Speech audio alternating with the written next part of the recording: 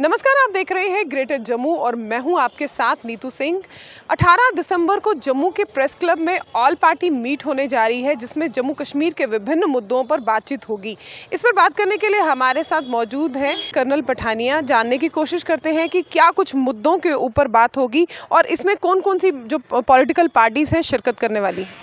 Thank you Neetu जी। मैं और मेरे दोस्त मुनीश सानी जो शिवसेना यूबीटी के स्टेट प्रेसिडेंट हैं, 18 तारीख को 12 बजे प्रेस क्लब में हमने एक ऑल पार्टी मीटिंग कन्वीन की है।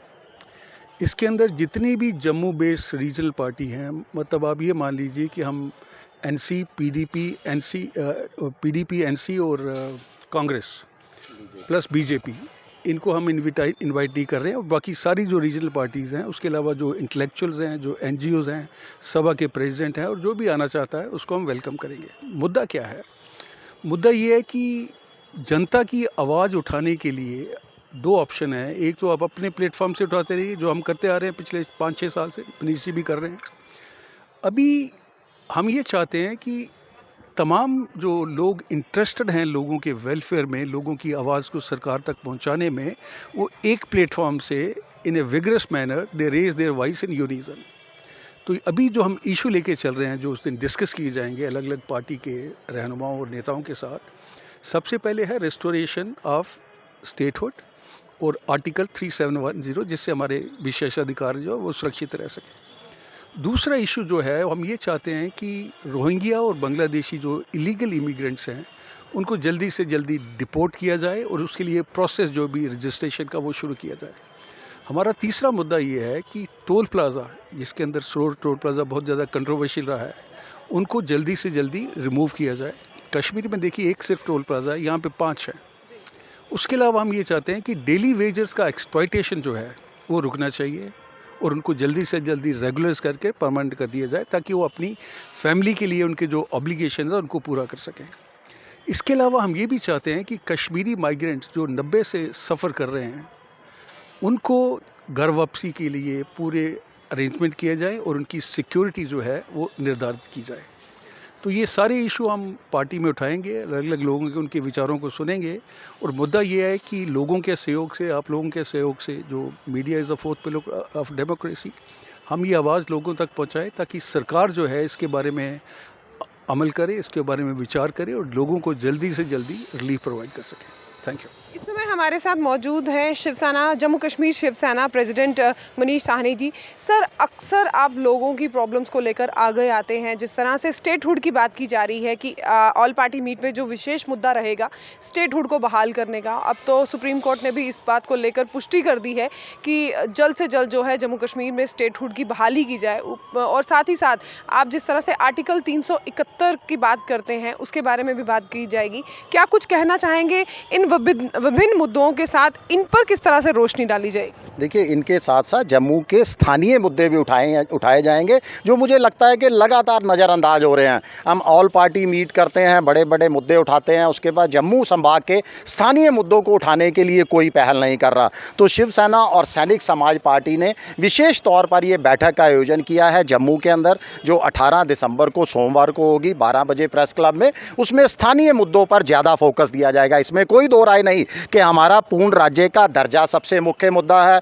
जम्मू कश्मीर को जो है पूर्ण राज्य का दर्जा मिले, यहाँ के स्थानीय लोगों के रोजगार के, शिक्षा के, अपनी संस्कृति की पहचान की सुरक्षा के लिए धारा 371 के तहत हमें विशेषाधिकार मिले। मगर इसके साथ साथ जम्मू दूरदर्शन, जो काफ़ी समय से जो है लगातार नज़रअंदाज किया जा रहा है, बंद रह रहा है। जम्मू का सरोर टोल प्लाज़ा, जिसको लेकर जो है कितना बड़ा कंट्रोवर्सी हुई थी, और लोगों ने फिर दोबारा, जो तमाम नेताओं ने वो मुद्दे को जो है वो साइड लाइन कर दिया। इन मुद्दों को दोबारा जीवित किया जाएगा। इन मुद्दों पर दोबारा जो है वो लोगों की राय मांगी जाएगी और उस पर एकजुटता के साथ जो है वो प्रदर्शन किया जाएगा, आगे की रणनीति तय की जाएगी। उसके साथ साथ मुख्य मुद्दा जम्मू के अंदर जो लगातार अपराध, नशाखोरी बढ़ती जा रही है, रोहिंग्या जो है हमारी सुरक्षा को लेकर हमारे जो है युवाओं को नशाखोरी का आदी बना रहे हैं, अपराध जम्मू में लगातार बढ़ता जा रहा है, इन चीज़ों पर जो है बात की जाएगी। जम्मू में सबसे ज़्यादा डोगरी के साथ बोली जाने वाली भाषा पंजाबी को जो है आधिकारिक दर्जे को लेकर जो है वो बात की जाएगी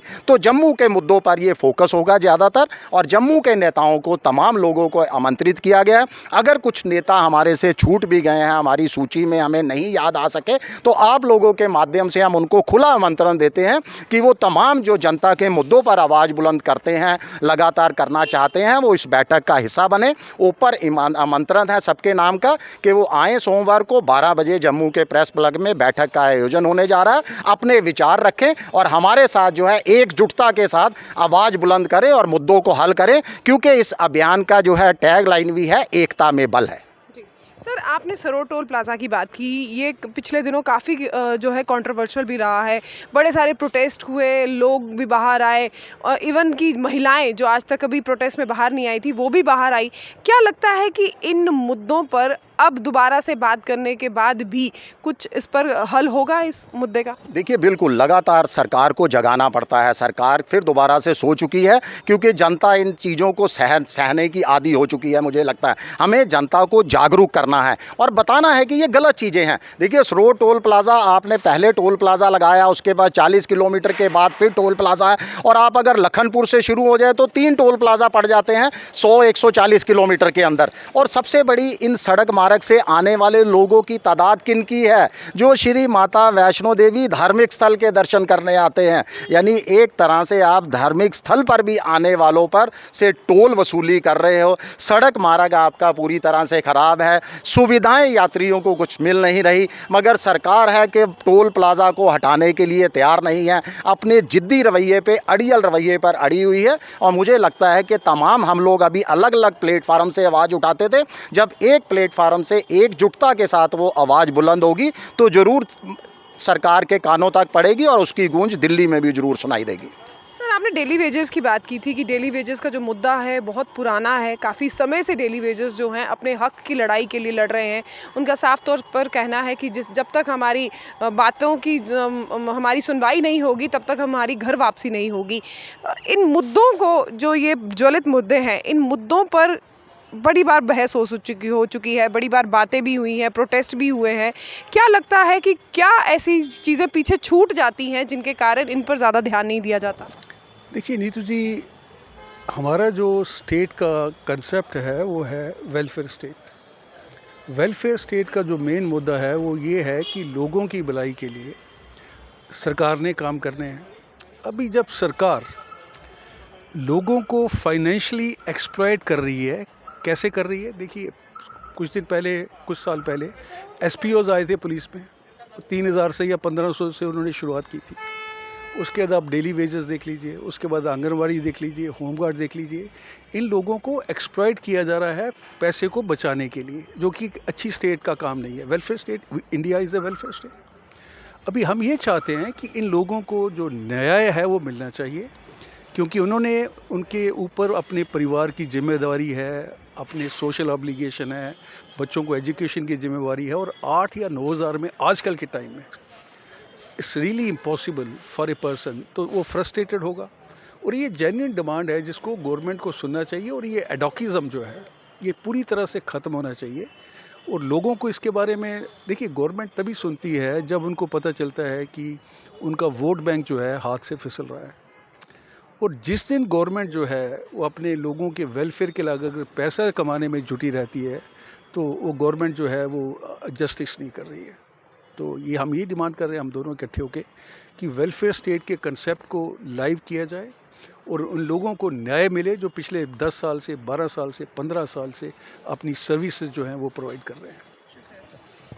तो ये थे हमारे साथ कर्नल पठानिया और मनीष साहनी जी। जिस तरह से शिवसेना सैनिक समाज द्वारा 18 दिसंबर को ऑल पार्टी मीट की जा रही है, जिसमें ज्वलित जो मुद्दे हैं जम्मू कश्मीर पर, उन पर भी बात की जाएगी और स्टेटहुड की बहाली के साथ साथ आर्टिकल 371 को लेकर भी इन मुद्दों पर विचार विमर्श होगा। इसी तरह की अपडेट्स के लिए जुड़े रहिए ग्रेटर जम्मू के साथ। कैमरामैन अजय जाडू के साथ मैं नीतू सिंह, ग्रेटर जम्मू के लिए। धन्यवाद।